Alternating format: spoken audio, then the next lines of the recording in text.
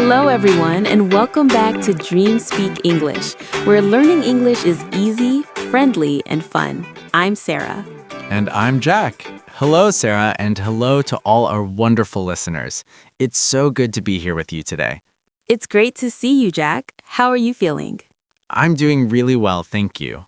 I've got my coffee and I'm ready for a great conversation. How about you, Sarah? I'm feeling great, too. And honestly, I'm really excited about our topic today. Ooh, a new topic. What are we talking about? Today, we're talking about something super important for every English learner, how we think. In other words, our mindset. Mindset? That sounds like a big word. It does sound big, but the idea is actually simple. Your mindset is just your thoughts and feelings about something, like learning English. So if I think English is hard, that's a mindset? Exactly. Or if you think English is fun, that's a mindset too. I see. So today we're talking about how to have a good mindset for learning English. Yes, how to change your thinking to change your English journey. It's really powerful. I'm ready, but before we start, we have a small request for our listeners. Yes, if you enjoy our podcast, please take a second to click the like button. And if you're new here, welcome. Please subscribe to DreamSpeak English and share this episode with a friend who's learning English. We love growing our community. Thank you so much for your support. Now, let's get into our topic, mindset. So, Sarah, you said English is hard is a mindset. What kind of mindset is that? That's what I call a stuck mindset. Stuck? What does that mean? Stuck means you feel like you can't move forward. You're in one place, not making progress. Maybe you think, I'm not getting better at English, or I'll never learn.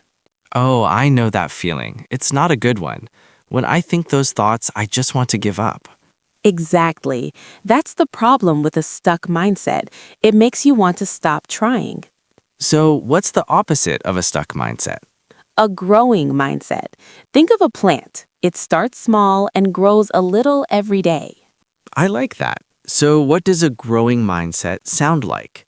A stuck mindset says, I'm bad at this. But a growing mindset says, I'm learning this. Wow, that feels really different. I'm bad feels like the end, but I'm learning feels hopeful. Exactly. The growing mindset says, this is new for me. It's hard, but I can try. So, the first step is to notice our thoughts. Are they stuck or are they growing? Yes. And if you notice a stuck thought, you can change it. But how? That's the big question. How do I change my thoughts if I feel stuck? I have a magic word for you, Jack. A magic word? I love magic. It's a small word, but it's powerful.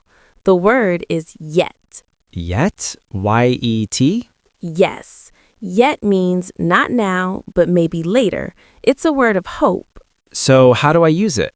Let's take a stuck thought. I don't understand. Oh, I think that all the time when I watch English movies. Me too. Now add the magic word. I don't understand yet. Wow, that feels so different. I don't understand feels hopeless, but I don't understand yet means I just need more time. Exactly. It means you're on a journey. You're growing. Let's try another one. How about I can't speak English fluently? Add the magic word. I can't speak English fluently yet. That's perfect. It's true, I'm learning. I'm not fluent yet, but I will be. That's the power of yet. It opens the door to the future and takes away the sad feeling. I love that. I'll remember the magic word yet. Great. That's our first tip. Now, let's talk about something else. Mistakes. Ugh, mistakes. I hate making mistakes. I know. Everyone does. When you make a mistake, how do you feel? I feel embarrassed. I feel like I'm not good enough. Me too. But that's the stuck mindset again. The growing mindset sees mistakes differently. How? The growing mindset loves mistakes. Loves mistakes? That sounds crazy. Let me explain. Think about a baby learning to walk. Okay, like my niece Mia. She's 1 year old and learning to walk. Is she good at it? No, she falls down all the time. Exactly. But when she falls, do you say, Mia, you're bad at walking. Stop trying. Of course not. We laugh and say, "Good job, Mia. Try again." Right, because falling is part of learning. The mistake is how she learns. So, learning English is like learning to walk. When I make a mistake, I'm not stupid, I'm learning. Yes, a mistake is not bad. It's just information. Your brain says, that didn't work. Let's try something new. So, I should be a good friend to myself. When I make a mistake, I'll say, "It's okay, I'm learning." I'm like baby Mia. Exactly. Mistakes are our friends. They show us we're trying, and trying is the most important part. Wow, my mindset is already changing. Good. So we have the magic word yet, and we know mistakes are our friends, but Jack, learning English is still a big job, right? It is. Sometimes it feels like a huge mountain and I'm standing at the bottom. That's a common feeling. So here's my next tip. Don't look at the top of the mountain. What? But that's the goal. It is, but it's too big. It makes you feel small. Instead, just look at your feet. Look at the next step. I don't understand.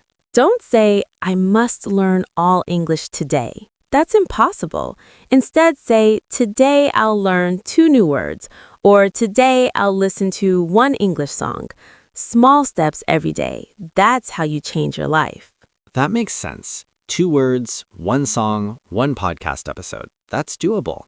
Exactly. It's like building a wall. You don't build the whole wall in one day. You lay 1 brick at a time. I love that story. 1 brick every day, and soon you have a beautiful wall. Yes. So don't worry about being perfect today. Just be a little better than yesterday. Wow, Sarah, this was a great chat. I feel so motivated. Me too. Let's remember our 3 big ideas for a